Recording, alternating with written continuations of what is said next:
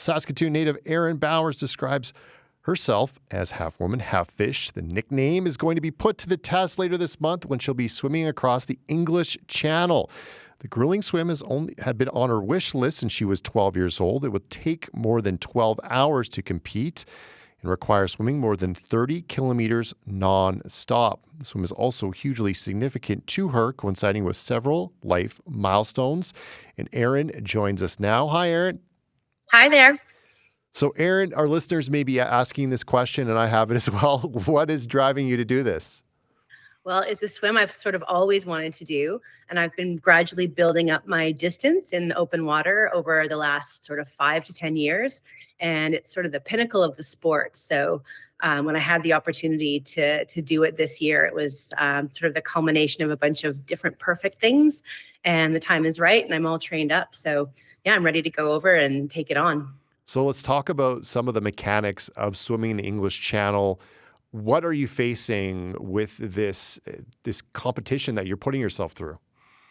Yeah, you're facing a 21-mile stretch of water across England and France, which is a very busy, one of the biggest shipping lanes in the world. And so you're also dealing with a number of different cross currents is another reason that makes it really challenging, plus the water temperature and the marine life that could be in there as well. So it tends to be a fairly grueling swim. There's a number of classic open water swims around the world, but this one is sort of the jewel in the crown, if you will. So 30 kilometers nonstop. I mean, I'm exhausted thinking of it. I can't imagine. So how do you possibly train for this? Yeah, you build up distance gradually is the simplest answer. So I train in the pool 4 to 5 days a week. And then on the weekends, I do 2 back-to-back longer distance swims. So I've been training for this sort of really intensively since the beginning of the year, leading up to, I just had my peak weekend just this past Saturday and Sunday where I did 7 hours on Saturday and 6.5 hours on Sunday. And the kind of combination of that time is what really gets you ready to go. So yeah, I wish I could swim tomorrow because I'd be ready to go tomorrow, but I have to wait 2 weeks now. So it's getting exciting. What's the reaction of your friends and family when you told them that you're going to be doing this? Well, there's a lot of support and a lot of love and a lot of, I guess, quizzing about why someone would want to do that. Same thing that you're asking me, but they know I'm sort of a person that's into adventures and into challenges.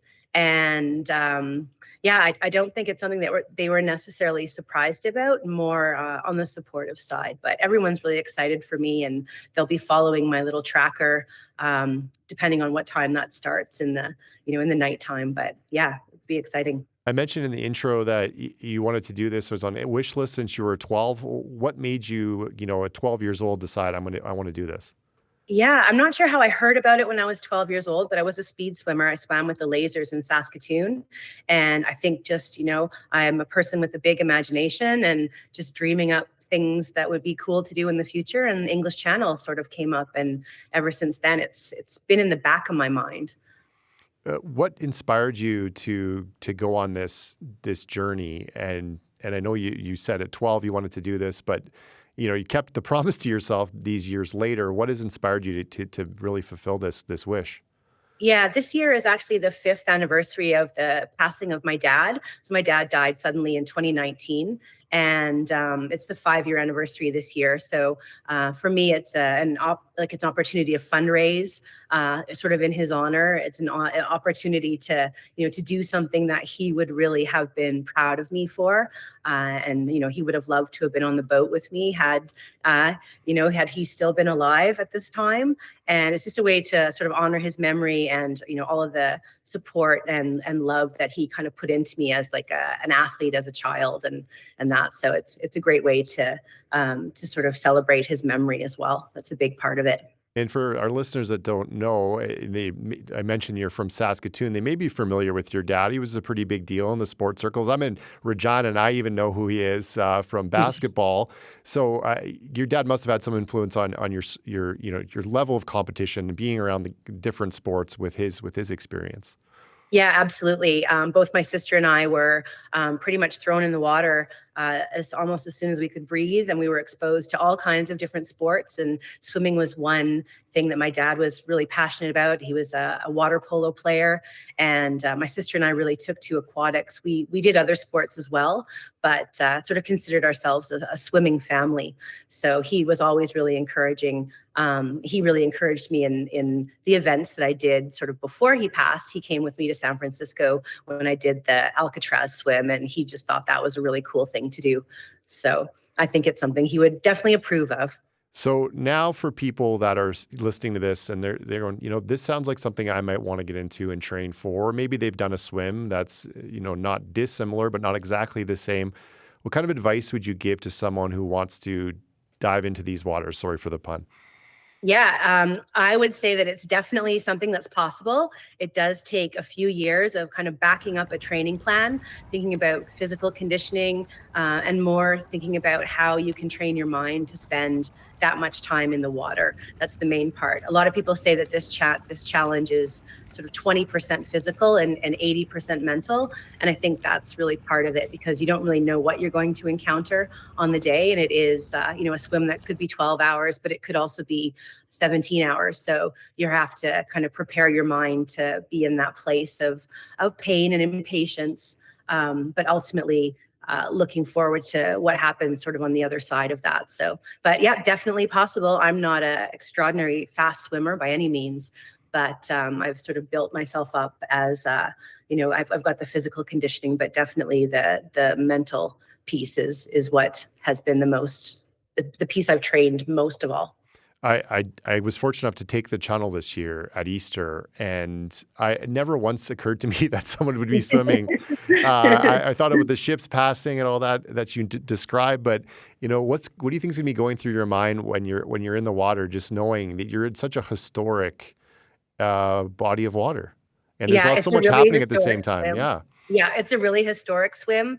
I imagine that I will be worrying about running into jellyfish and getting stung by those guys. The temperature is going to be a little bit colder than I've had the opportunity to train in this summer, kind of since the early season. So, I'll be thinking warm thoughts, definitely. I will be in communication with the people who are on the boat beside me. So they'll be feeding me every hour for the first 6 hours, then every half hour after that. And just concentrating on my stroke and keeping everything together, and looking forward to landing in France, and then getting back on the boat and heading back to England and going to the pub. How can people follow this journey? Can we at home follow along? Is there a way to track you? Yeah, I have a blog that's called Open Water Aerin. So if you look that up, you can find a link to the tracker. There's also a number of sites on Facebook where the trackers are posted. There's the Channel Swimming Association, so they will have a link. So I probably will start my swim around between midnight and 2 a.m. So sort of late afternoon Saskatchewan time. So if anybody is bored and has nothing to do and wants to watch a little dot for between 12 and 17 hours, I would love the support. It would be great. On Instagram, my daughter, who will be one of my support people, will also be posting as well. So hopefully some video, and hopefully nothing too scary. Aerin, wish you best of luck. Such a cool story, and so glad we got to connect with you. Best of luck, and we'll talk to you after, and we can get the post game reaction after you've completed this. Yeah, absolutely. I'd be happy to chat then. Thanks very much for the opportunity. You're very welcome. Thanks, Aerin.